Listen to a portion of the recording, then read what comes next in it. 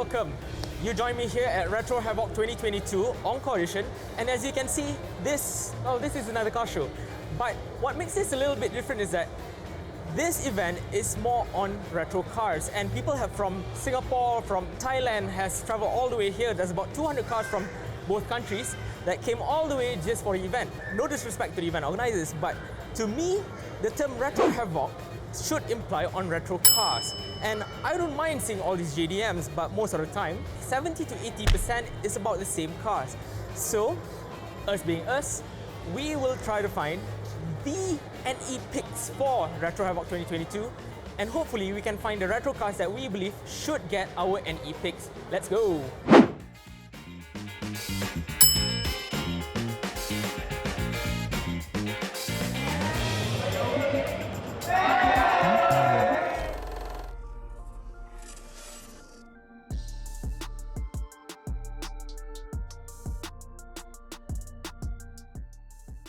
Hi, are you into cars as well as football? Well, if you are, then check this out.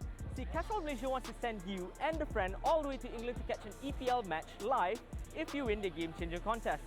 All you gotta do is purchase any Castrol Magnetech or Edge products from any participating outlets and you're already in the running. The lucky finalist who gets into the final round will have to go through a sim racing time trial or a futsal match. The person who sets the fastest time will get 2 tickets, while the other 2 tickets can be won through the futsal match. The contest begins from the 19th of May all the way to 30th of September, with many more goodies to be won. So click on the link below or catch the Castrol Rovers who will be touring the peninsula of Malaysia from May to August. Well, what are you waiting for? Yay! Well, NoEqual be NoEqual. Of course we're going to select a Porsche. Well, this isn't a 911, but this is pretty much the next best thing if you're not into air-cooled 911s. So this is a 944 turbo. It's pretty much stock, but what I love about it is that, look at those wheels. Those are some 997.1 Carrera S wheels, and I think it just complements the whole look of the car, don't you think?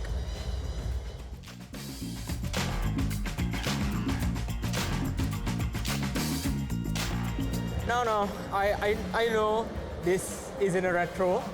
It isn't more than 20 years old to be exact, but I think this deserves an honorable mention because this is not an M3, it's not trying to be an M3, but this is a CI done as how the owner wants it to be. Look at that, a carbon intake, a link ECU, MCA shocks by the way. It's very cool. It's an ITB as well. And if you go around the car, you don't see any M3 badges, you don't see any M Sport badges, but if you look at it from the inside, you do actually find yourself some Recaros, an AIM dash, and the best part, a manual.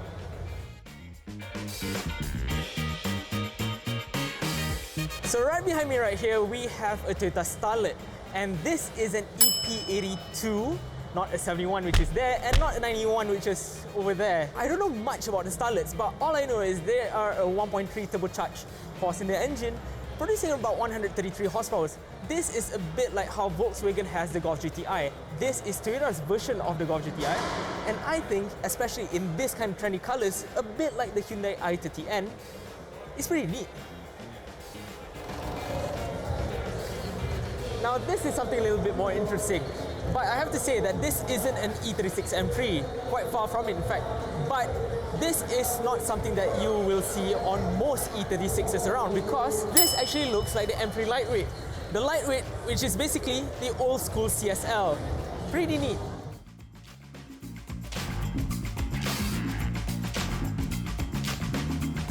So right behind me right now is the Nissan Skyline, but it isn't the ones that we usually see like the R34, the 33, the 32s, and to be honest, I'm quite bored of those. But this is in fact a C210.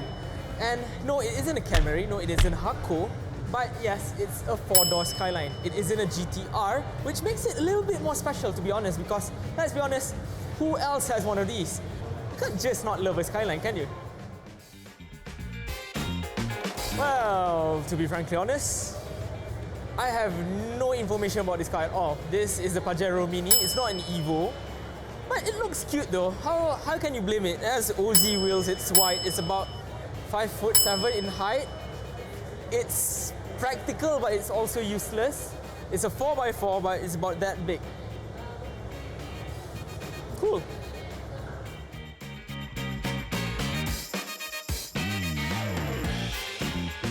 Well, if you're into some old school racing scenes or you're just a Gran Turismo player like me, this might be a little bit more familiar because this is a 300 SEL 6.3, or more known as the Red Pig.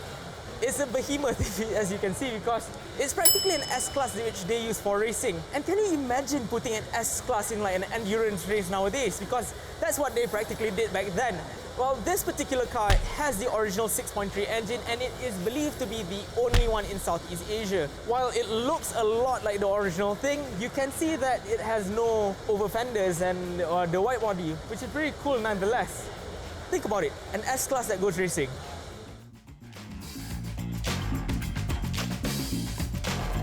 So, us being us, this is something a little bit more which we usually would talk about. Evo 9, wagon, blah, blah, blah. But I'm not that interested in that because I'm more interested in this. This is a Volvo V70R 2.5 turbocharged 5-cylinder, about 300 horsepower, 400 meters of torque, way more than that. And come on, it's a Volvo wagon, who doesn't like these kind of things? Fun fact though, this is the same engine which they put in the Ford Focus RS, the one with the green and blue, but slightly more tweaked. However, this isn't a retro, but I have to give it an honorable mention because it's a Volvo. So I think this basically ends our top 5 or top kind of list because this is basically a group of BMW 202s. And this isn't just any other ordinary group of 202s. They actually came down all the way from Thailand. And come on, it's BMW 202s. Where else do you see them? With cabriolets and with race car liveries like the Jägermeister right there, 202 turbo, and this is a little bit of a stance kind of thing.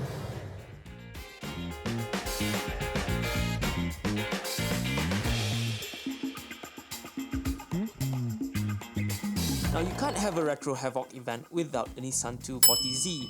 While Ali from Retro Havoc's own personal 240Z is currently an ongoing build, this 240Z was a rather subtle display next to the Rocket Bunny Pandem Escort, and keen-eyed viewers might realize that this particular Z is reminiscent of the Star Road Z in Japan, which is rather fitting as the man behind Star Road himself was present at the event. With this being the second installment of Retro Havoc, they have rather improved from the previous event which was earlier in the year. The additional cooling systems did bring down the heat and the wide layout this time around made the traffic flow much smoother. However, we were unable to talk about every single car from the event, but we hope that we get to see more retros in the near future.